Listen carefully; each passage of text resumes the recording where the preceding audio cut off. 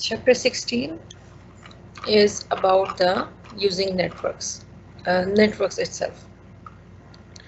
If you remember in AS, we had a chapter using networks. It was not focused on the network definition or the devices or how does it work itself, but it was on how the network is being used.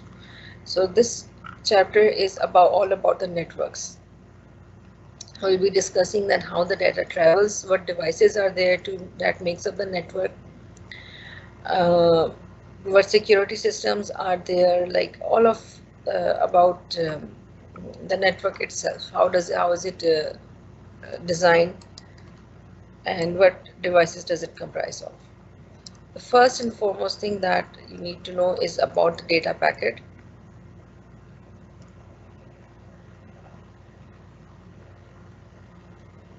First of all, what is a network? The network is a set of computers and devices connected together so that they can communicate with each other and they can share the resources. That was the original um, reason of starting a network. Even when they started in the 1970, I think 1979, the ARPANET, it was made between two universities so that they could share the resources, and then it started growing from there.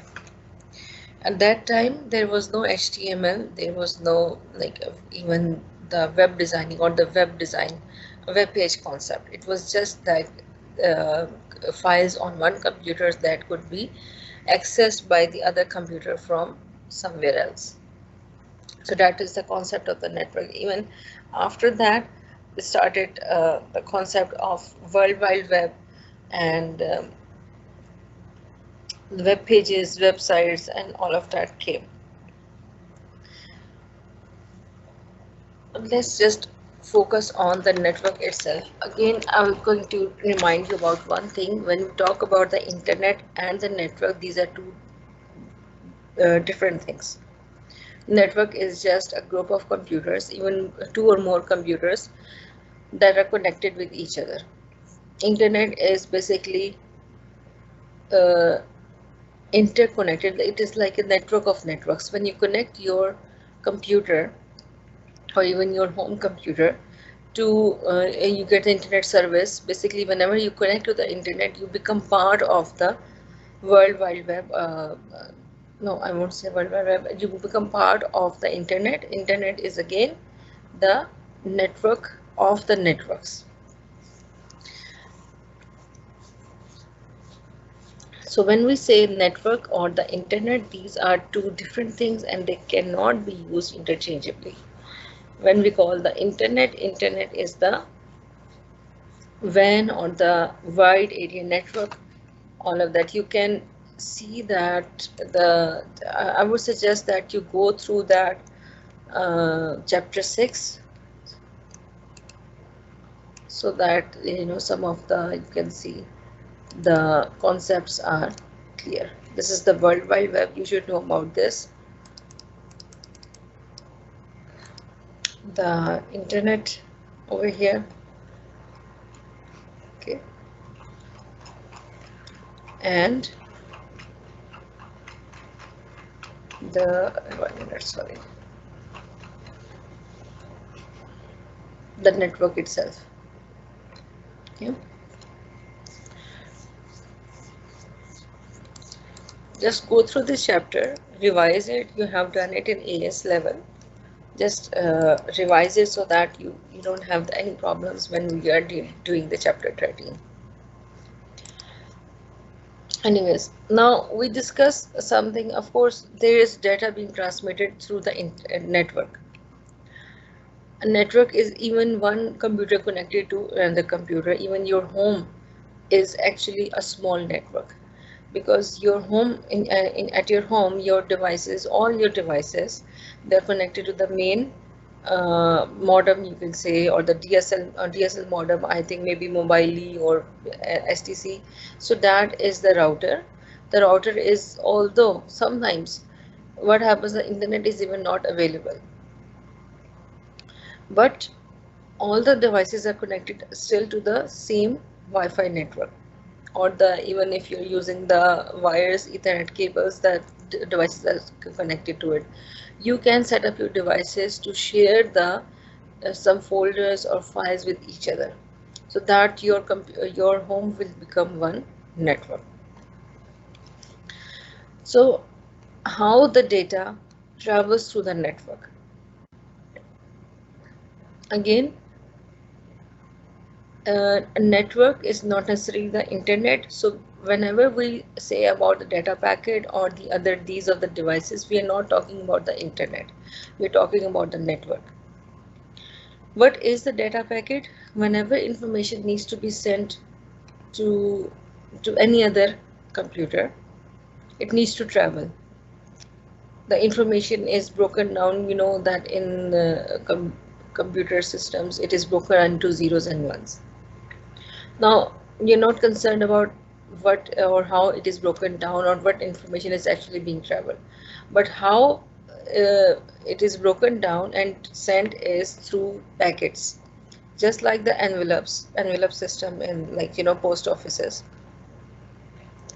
The data packet, the data is divided into different packets, and that it is sent through the internet, through the recipient, from the sender to the recipient. What does it have?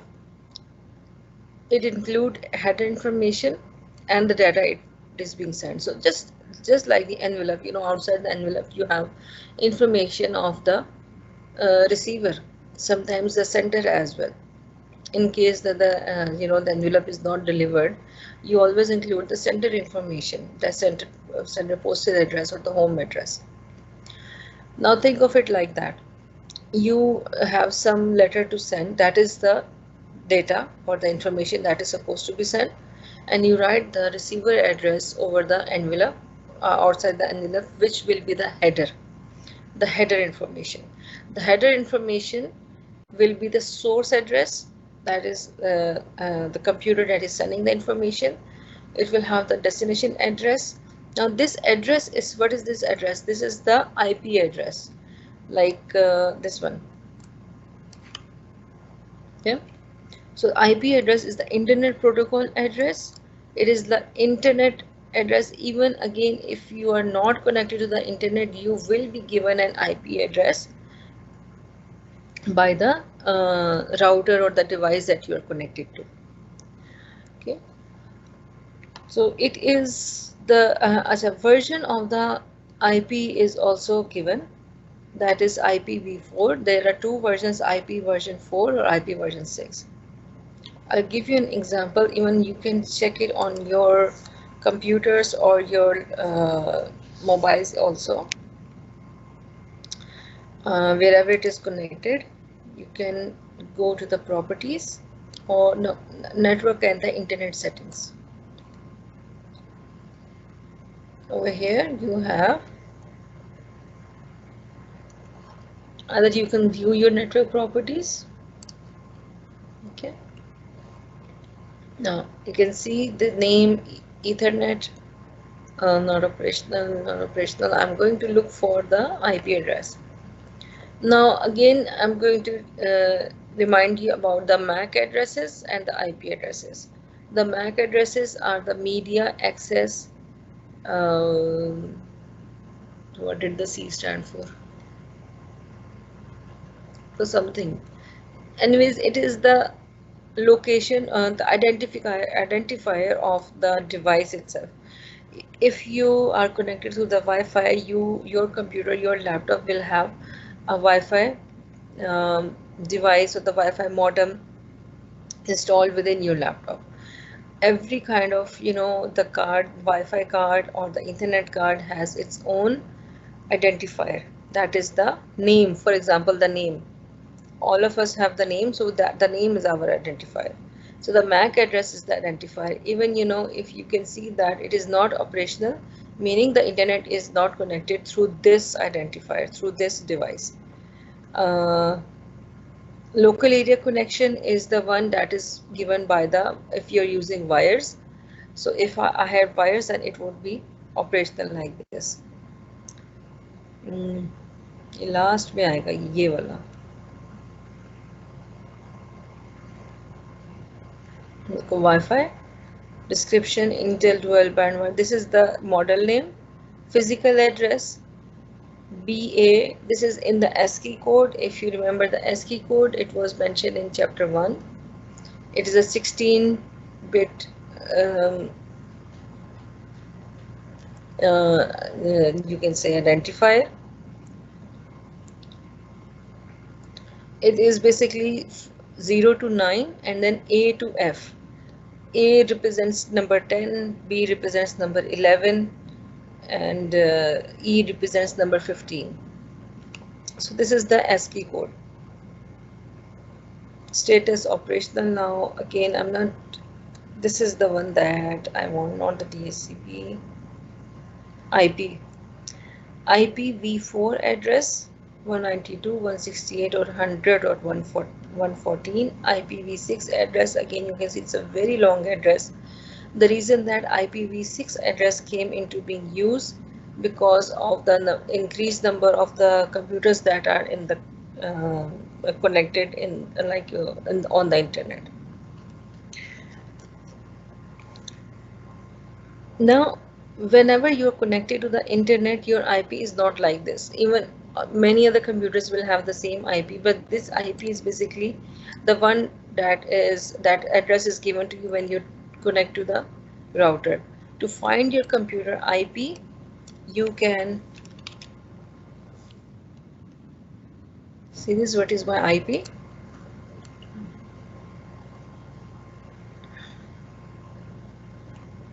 So Google has its own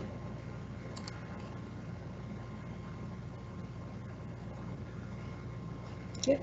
This is my IP right now, 46.152.57.1. This is my identifier. Like even if any computer throughout the world needs to send me something, this is my address. Okay, you can see that.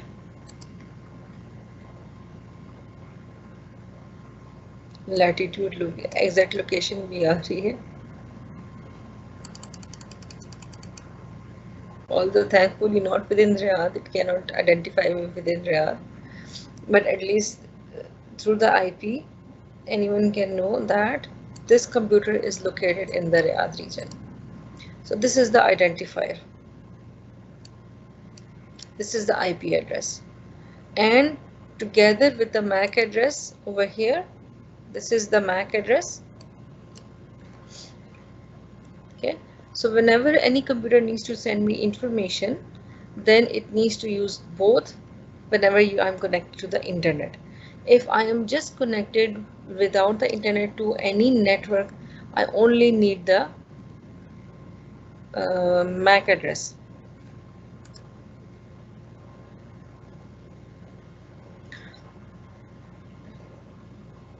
The source is the original device that sent the data packet, and the recipient is the final device that will receive the data packet. The IP addresses do not change during transmission. Okay, so this is about the IP address.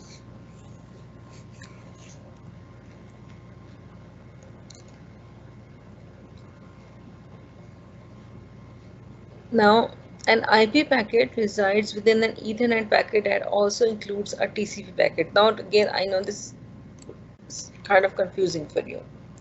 Again, I told you that whenever the information needs to travel through the internet, not the network, through the internet, it needs to know both of the things. Sender MAC, sender IP, and receiver MAC and receiver IP. Now, although that IP addresses, they do not change during the transmission, and your actual packet, your envelope should have the information of the end destination, you can say. But the Ethernet packet, which has the TCP, is the transfer control protocol. This is the protocol or the set of rules that control the transfer, or how the data is being transferred to the internet, or what route is it taking. So when the TCP packet comes, basically, for example, you even open, like, oh, I open this website. Okay, I don't know where is this residing, maybe in the US. Again, a website or a web page is a file that is on some other computer. Whenever I write the web address over here, it is, what is it doing? It is trying to locate this file on any other computer through the internet and bringing me the information. So basically some data transmission is being done. I am requesting, that is sent as data is being sent. When I receive the information, the data is being received to my computer. Now, now think of the physical infrastructure, think of the physical network lines. Your data packet will be traveling through a lot of, you know, computers or the devices. First of all, when you send it through your computer, it will go through your your DSL modem. Then it will go to your ISP, that is the maybe STC or mobile, whoever is providing you that modem. Then it will go to another router, another router, until it reaches the final router of the receiver computer, and then it reaches to that computer. So this is the route. You know, even when we are traveling through the car, we take the best route possible. So the router, that is why we call it the router. It routes our data packets to the best possible or the most efficient manner. Now in the TCP packet, we also have the receiver MAC and the sender MAC address. But this MAC address will change during the transmission. How will it change? Right now, for example, if my computer is sending information, then my computer to my router, that is the sender and the receiver MAC address. But when it reaches to that router, it has to go to the next router or the next device, next switch. What will happen? The sender and the receiver MAC address will change. At that time, the router will be the sender MAC address, and the next device will be the receiver MAC address. So basically, every time it goes to the next device, the MAC addresses will change. The sender MAC address will change during transmission to the address of the most recent device. Each time the data packet passes through the device, such as a router, the receiver MAC address will change the address of the next device, on its route to the final destination. So this is called the hopping. And this way it can get the you can say the best route possible, but the IP addresses will remain the same, so that it knows what was the original source and what is the original destination. There is one video that I would like to show you. I will see that how much long is it. I shared it in another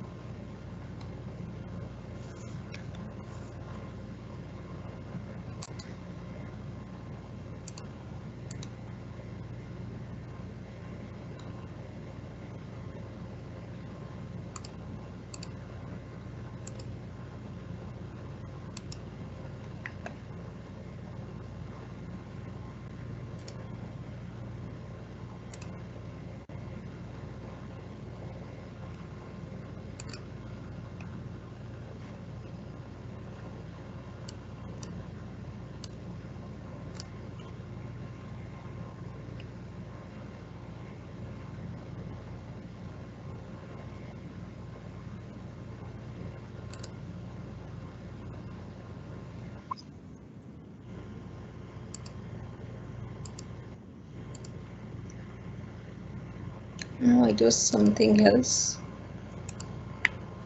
Okay, I will search it on the YouTube, and then I will share it on your notebook.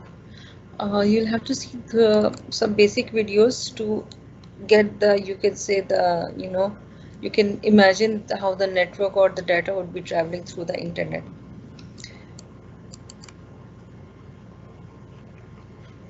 Okay, so this was all about the data packet itself. Now we will come to the devices. The devices that are used to, you can say, on the network, that are used to connect the computers.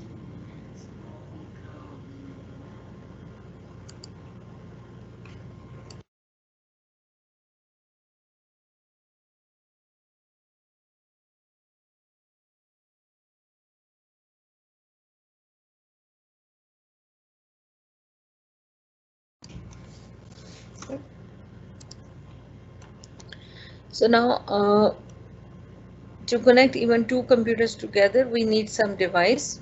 You cannot simply, have the wire connected to the other computer directly.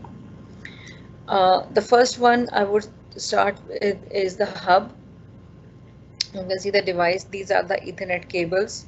It is a 8-port hub. 1, 2, 3, 4, 5, 6, 7, 8. It is the most, you can say, basic device.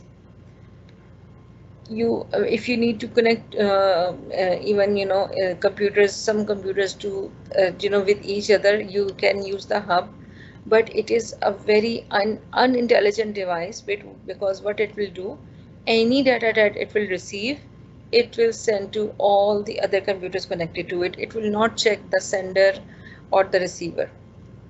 So basically what is happening, if computer 1 has requested a specific web address, and when it receives, the receiving part or the receiving web address is sent to all the computers. Now basically nothing will be happening on that computer because they have not requested it, but actually you can think of it as a data traffic. The internet traffic will increase because it is being transferred from here to here and to here. In सब पे जाएगा. Okay, so this is like very unnecessary traffic. So there is a lot of extra information being received and being sent throughout the network. So it simply transmits each data packet to all the connected ports. A hub can also be classified as a multi-port repeater. Repeater is basically a device that just repeats the information. It sends the information to every computer connected to it. Okay, so this is the most basic device. Or we can use a switch. The switch, although again 8-port switch is also available, but generally it is mostly 24 or the 32 port. I think this is the 32 port. This is 6, 12, 12, 12, 12 into 4. This is 48 port. So a switch is basically is the same thing. You can connect any kind of computer or any kind of device to it that has the either the Ethernet cable, and for example, if you need to connect the mobiles, then you need to connect a Wi-Fi device to it. If you connect one Wi-Fi device, and then you can in turn connect to that wireless access point. Each network cable to connect to another device, printer, computer, another switch. Now, what is the difference between hub and switch? The switch examines each and everything, every data that is being received, data packet that it receives, and it sends to the appropriate receiver, appropriate address. Examines each data packet receives and sends the data packet to the desired port where it will be transferred to the next device. Okay, maybe the switch has the final destination computer, so the data is received will send it to that computer, or maybe there is another switch connected to it, maybe there is another router connected to it, so it needs to travel further through the network, then it will transfer the data to the next device. So a switch has the information about the MAC addresses. Wait, it's not. No, about the IP address.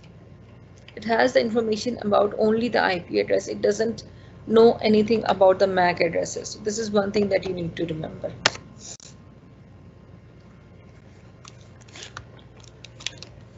And after the switch, we have the router. I will not discuss this right now.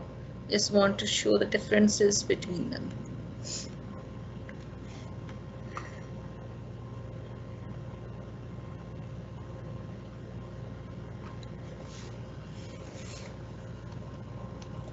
Now, a switch and a hub can basically use to create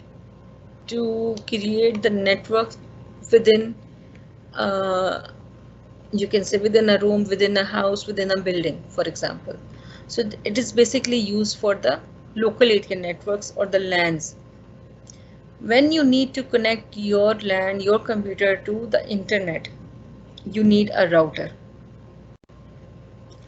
A router is basically also as a gateway to a network, and in most cases connects the LAN to the internet via an internet service provider. The routers that we receive from the companies, they are the routers. It will also have the ports available inside it. You can check in your home as well. It will have these 4 or 5 different options, different ports available. ISP, internet service provider, can be think of that as STC or Mobile or ZAN over here. And ISP is the WAN, wide area network, that provides a connection to the internet. A router's role is to determine the most efficient route to use to transfer data to its destination, and in order to do this, it needs to store the addresses of all the devices connected to it.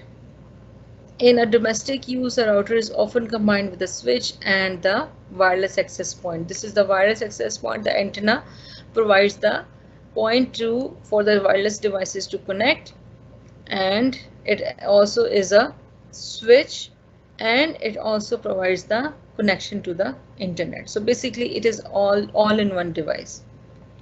You can see your computer, another computer can be connected to a switch, okay, which will be in turn connected to the router, which will provide you the internet services.